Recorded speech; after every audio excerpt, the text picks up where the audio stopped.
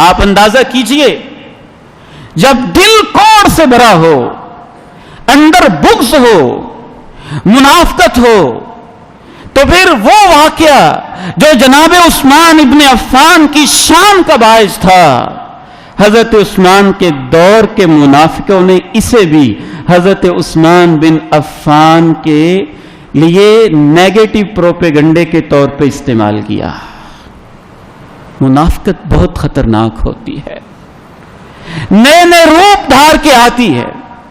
اس دور کے منافق جو جناب عثمان ابن عفان کے دشمن تھے، انہوں نے یہ بہانہ بنایا کہ دیکھو عثمان بن عفان تو بیعت رضوان میں شامل ہی نہیں تھے۔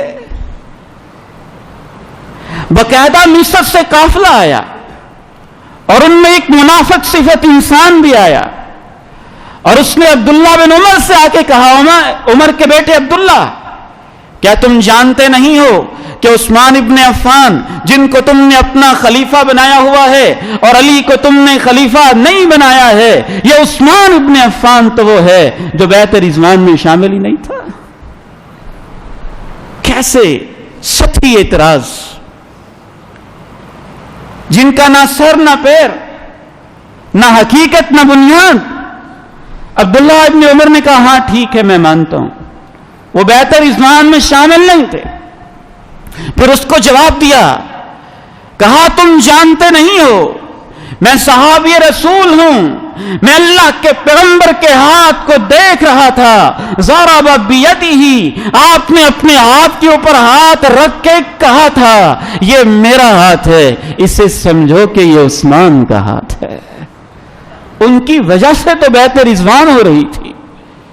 میں سمجھانا صرف یہ چاہتا ہوں کہ جب ذہنوں میں منافقت کوٹ کے بھری ہو، اسلامی تاریخ کو بدنام کرنا ہو، اور یاد رکھیے گا یہ بھی اسی چیز کا ایک حصہ ہے، نصاب کی کتابوں میں، سوشل میڈیا پہ ہسٹورینز نے، مورخین نے، روافض نے، دشمنان صحابہ نے، یہود و ہنود نے، مختلف سٹوری رائٹرز نے، مختلف قسم کے مورخین نے اسلامی تاریخ کو اس قدر بدنام کیا۔